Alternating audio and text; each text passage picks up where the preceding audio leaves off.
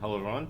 When we last left off, I was explaining some of the basics about like how does next result and the peak results and peak, how does next and peak work. As a review, what peak does is that we look at the current token.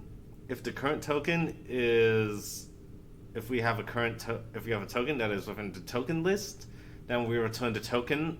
We return a reference to the token. Else we return none. Results, it's the same thing except we return error.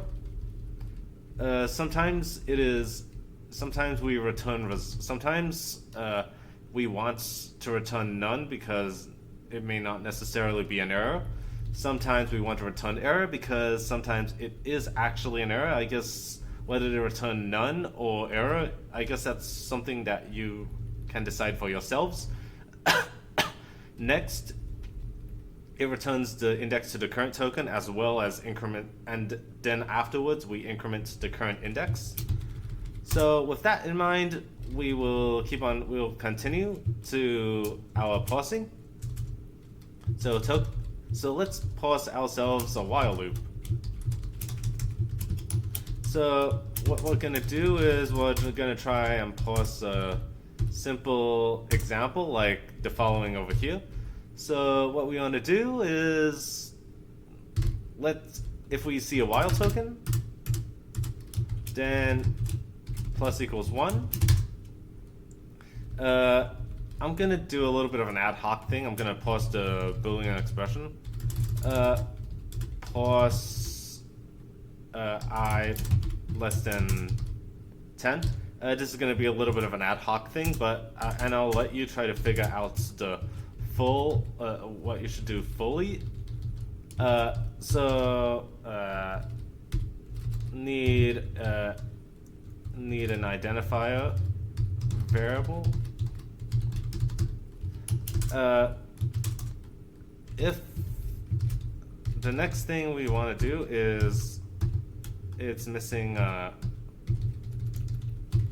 less, need a comparison operator such as less than, greater than, equals.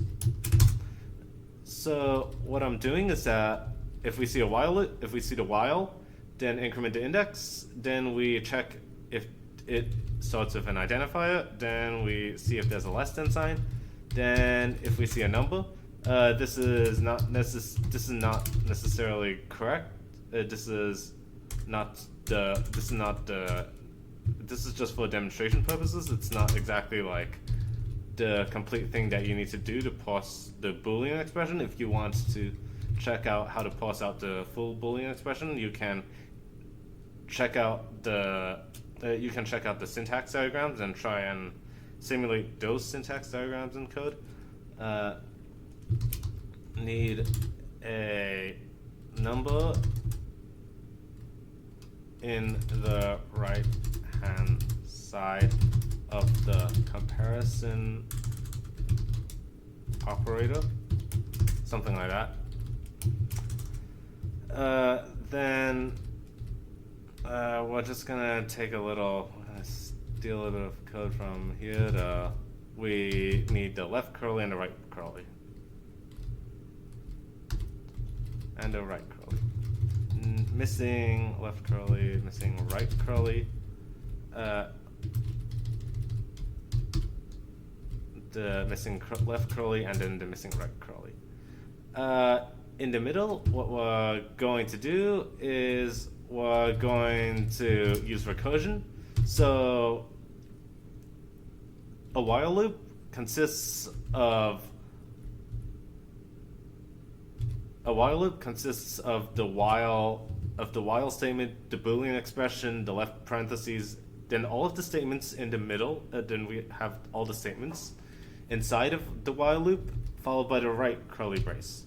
So this is the loop body, and we're going to use recursion in order to parse the loop body. So we have the function pause statements, and then inside the while loop, we call pause statements recursively in the while loop portion of the code. So we're using recursion in order to define the while loop statements. Does this work? Oh yeah, we're missing, we're using followed by, oh yeah, maybe, yeah. Let's just do it like this. Yep, okay, yeah, that works. So I guess if I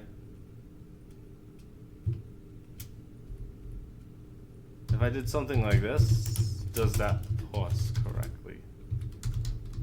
Just out of curiosity.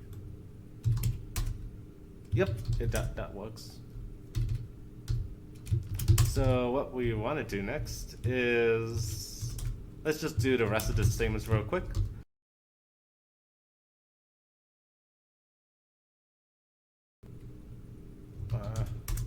Yep, okay, there we go. We paused the program successfully. So what I did so far, I paused things like int variable. I paused things like variable equals 1000, variable equals variable plus 1000 or something like that. Then I paused the write statements.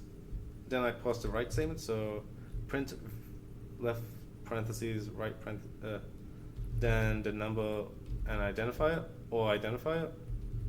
Then I paused the while loop, and so what we do is we use recursive descent to define the while loop. So as you could recall, we are in the pause statements, while this is inside the pause statements, and so we call pause statements inside of pause statements, and we do this recursively in order to pause the while loop. We keep on pausing statements until we have no more statements to pause, and then we end the loop body. Then we get the right curly brace, and then we return OK. If I did this correctly, then this should be able to pause nested while loops also, because that's how recursion works. We use recursion in order to solve the hard problem of nested loops. Yep. And with that being said, this thing can pause nested loops.